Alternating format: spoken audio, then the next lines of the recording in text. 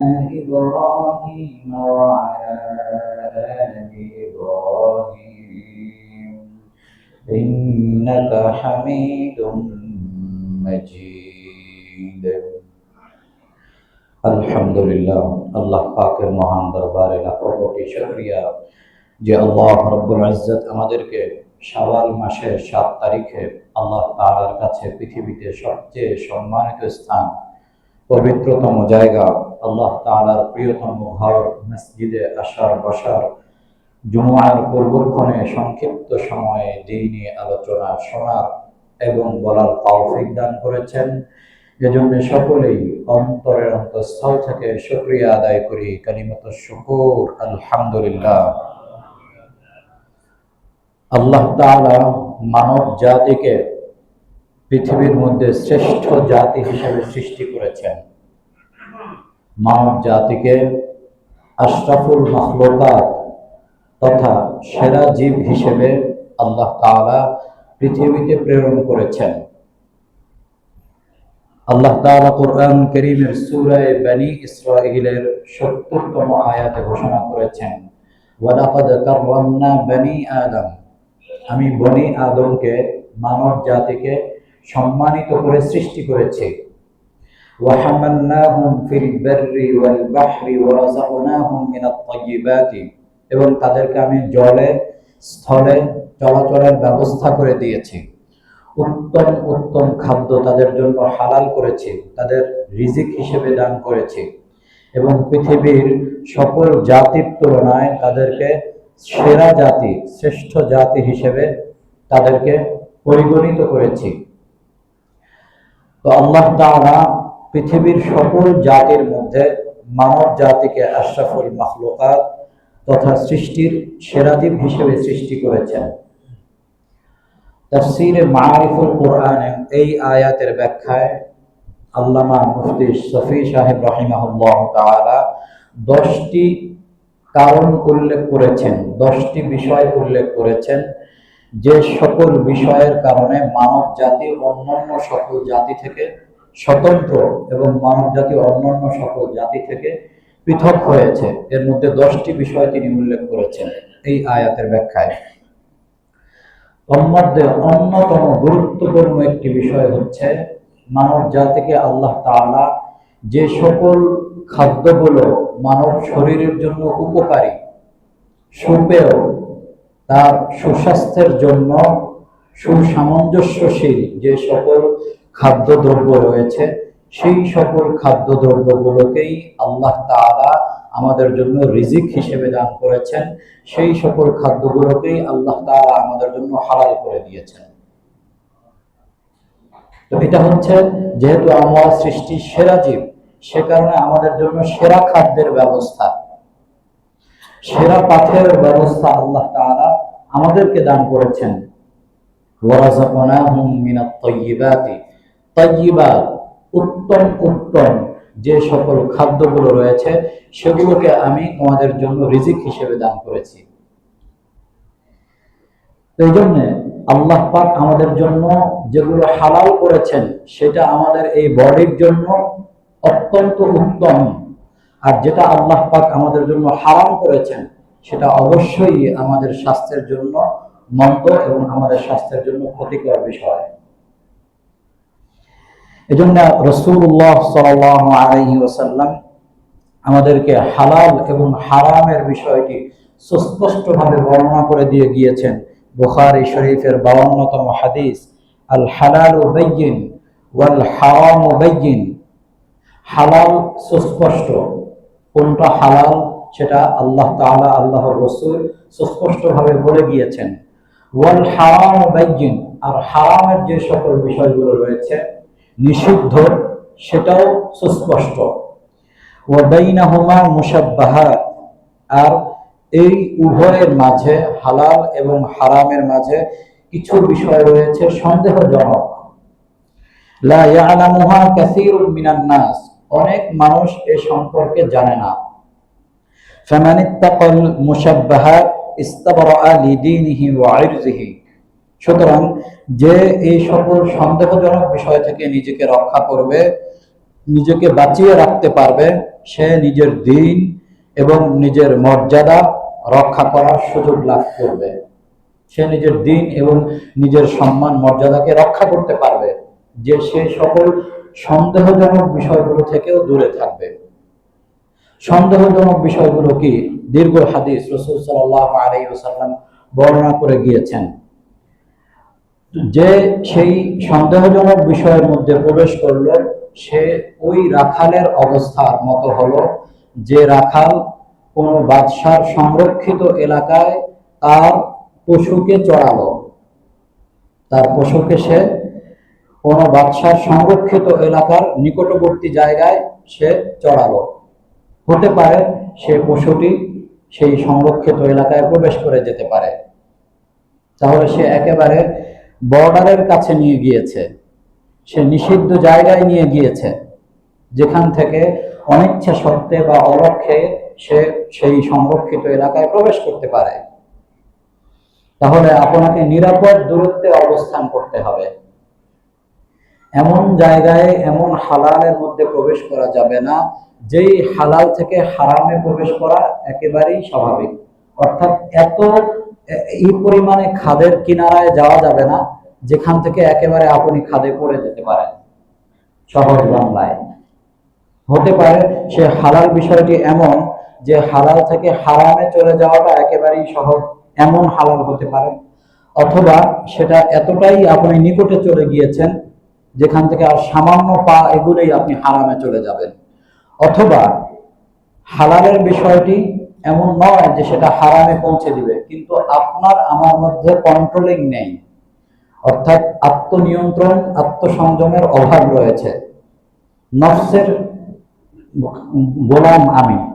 ফলশ্রুতিতে ওই হালালের মধ্যে থাকার কারণে সেই হালাল থেকে আমি ধীরে ধীরে হারামে প্রবেশ করব।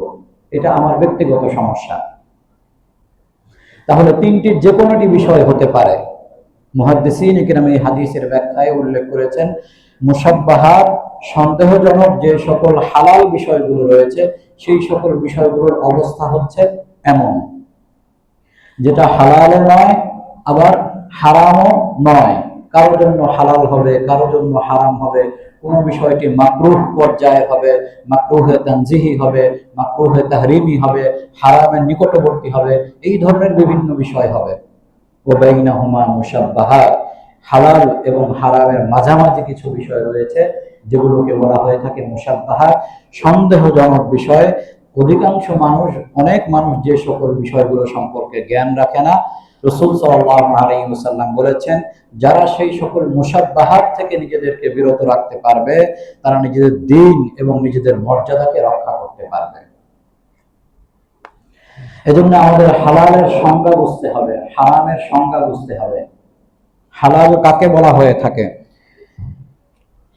লুগাতান অর্থাৎ আবিধানিক অর্থে হালাল বলা হয়ে থাকে মা আহাল্লাহুল্লাহ, আল্লাহ তাআলা যা হালাল করেছেন, মা লাইসা বিহারামিন, যেটা হারাম নয়, জাইজুন, যেটা জায়েজ, মুবাহুন, বৈধ, মাসমুহুন বিহি, যেটা অনুমতিপ্রাপ্ত, অনুমোদিত, এই সকল বিষয়গুলোকে হালাল বলা হয়ে থাকে। হারাম কাকে বলা হয়ে থাকে? অভিধানগতভাবে আল হারামু মা হারামাল্লাহ, হারাম হচ্ছে যা আল্লাহ তাআলা আমাদের উপর নিষিদ্ধ ঘোষণা করেছেন। শাইউন মামনুউ ফি'লিহি, ওই সকল বিষয় যেগুলোর কর্ম নিষিদ্ধ, যেগুলো করা নিষেধ। আল্লাযী লা ইয়াজুজু, যা জায়েজ নয়। আকসুহুল হালাল, যার বিপরীত বিষয়গুলো হালাল, যে সকল বিষয়ের বিপরীত বিষয়গুলো হালাল, ওই সকল বিষয়গুলো হচ্ছে হারাম। শরীয়তের পরিভাষায় হারাম কাকে বলা হয়ে থাকে? শরীয়তের পরিভাষায় হারাম আমরা কাকে বলবো? কোরআন সুন্নাহের আলোকে উলামায়ে কেরাম এই বিষয়গুলো আমাদের সামনে সুস্পষ্ট রূপে তুলে ধরেছেন। মা তালাবা শারিউ তারাকাহু তালাবান জাযিমান, শরীয়ত প্রণেতা যে বিষয়কে, শরীয়ত প্রণেতা যে বিষয়কে অত্যন্ত কঠোরতার সাথে নিষিদ্ধ করে দেয়, যে বিষয়কে অত্যন্ত কঠোরতার সাথে ত্যাগ করার নির্দেশ প্রদান করে, সে বিষয়কে বলা হয়ে থাকে হারাম। ওয়াল হারামু দিদ্দুল হালাল, আর হারাম হচ্ছে হালালের বিপরীত বিষয়। ওয়া ইন্নামা ইউজারুল আবদু আলা ইজতিনাবিহি লিল হারামি ইযা তারাকাহু ইমতিসালান। হারামের পরিচয় দেওয়া হচ্ছে, হারাম হচ্ছে এমন বিষয় যদি কোনো বান্দা সেই হারাম থেকে ইচ্ছাকৃতভাবে নিজেকে বিরত রাখে তাহলে সে সওয়াবের অধিকারী হবে। যদি কেউ হারাম থেকে ইচ্ছাকৃতভাবে নিজেকে বিরত রাখে তাহলে সে সওয়াবের অধিকারী হবে।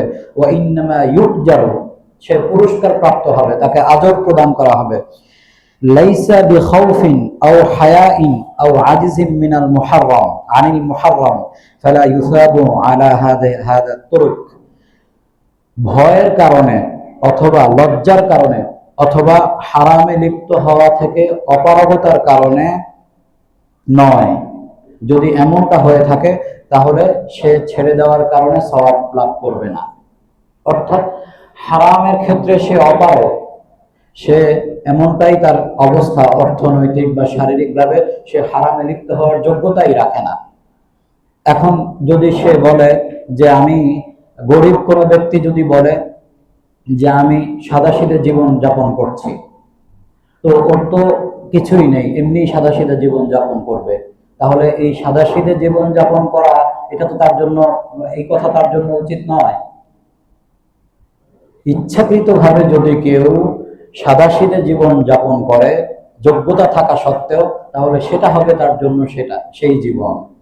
ঠিক তদ্রুপ ভাবে কারো হারামে লিপ্ত হওয়ার যোগ্যতাই নেই, অবস্থাই নেই, তাহলে সে হারাম থেকে বিরত থাকা এটা তার ইচ্ছাকৃত বিষয় হিসেবে গণ্য হবে না।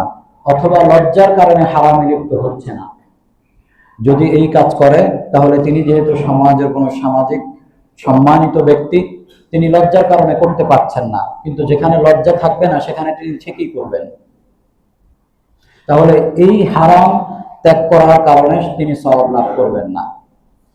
তৃতীয় হচ্ছে লিখাউফিন, ভয়ের কারণে, ভয়ের কারণে কোনো ভয়ের কারণে তিনি হারামে লিপ্ত হচ্ছেন না। যদি এই হারামে লিপ্ত হন তাহলে রাষ্ট্রীয়ভাবে তিনি গ্রেফতার হবেন বা সামাজিকভাবে তিনি বয়কট হবেন, এমন কোনো ভয়ের কারণে তিনি হারামে লিপ্ত হচ্ছেন না, তাহলে এই হারাম ত্যাগ করাটা তার জন্য সওয়াবের কারণ হবে না।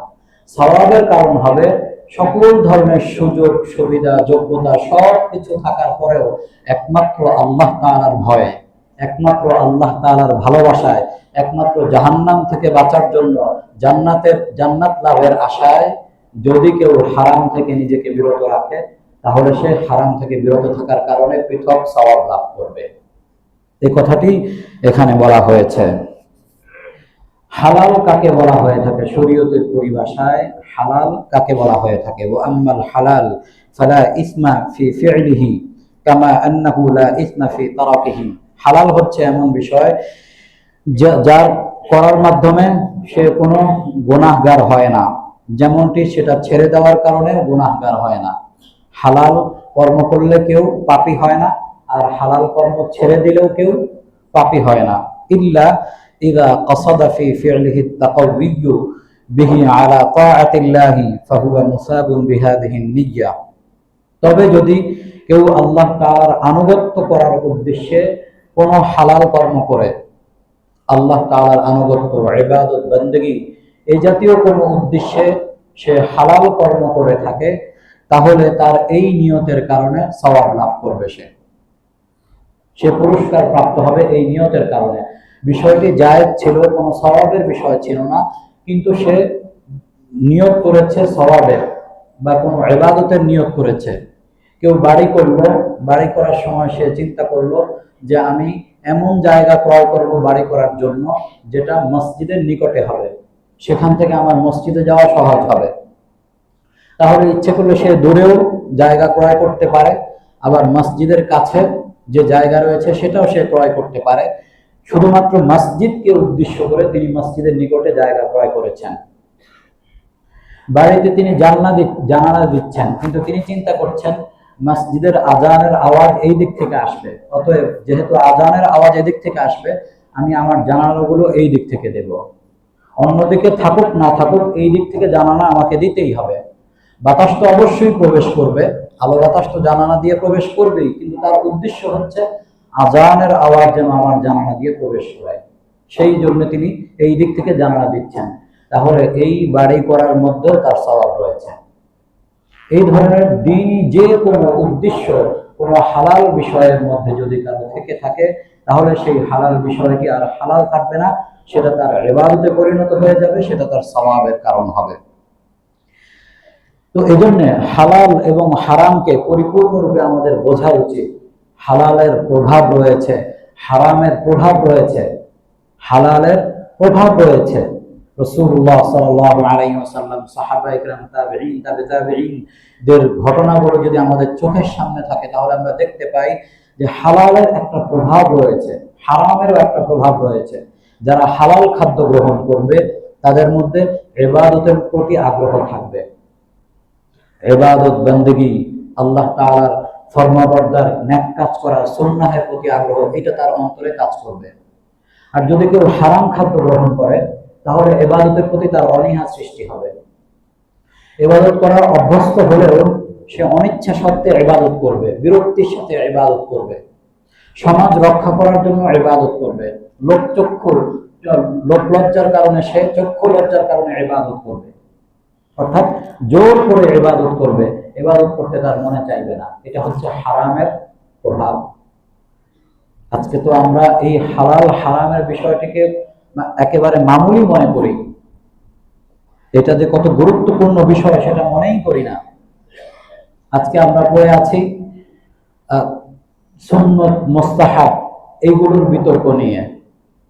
নামাজের মধ্যে আমিন জোরে হবে না আস্তে হবে, হাত উপরে বাঁধবো না নিচে বাঁধবো, নামাজের পরে মোনাজাত হবে কি হবে না, পা কি দুই দিকে ছড়িয়ে দাঁড়াবো না একসাথে লেগে দাঁড়াবে, এই জাতীয় সুন্নত মুস্তাহাব, হয়তো আস্তে আমিন বলা আমার কাছে উত্তম, জোরে আমিন বলা আপনার কাছে উত্তম, নিচে হাত বাঁধা আমার কাছে উত্তম, উপরে হাত বাঁধা আপনার কাছে উত্তম। উত্তম অনুত্তমের পার্থক্য, মুস্তাহাব মুস্তাহাব না হওয়ার পার্থক্য, তেমন বড় কোনো বিষয় নয়, কিন্তু আজকে আমাদের এইগুলো নিয়ে বিতর্ক।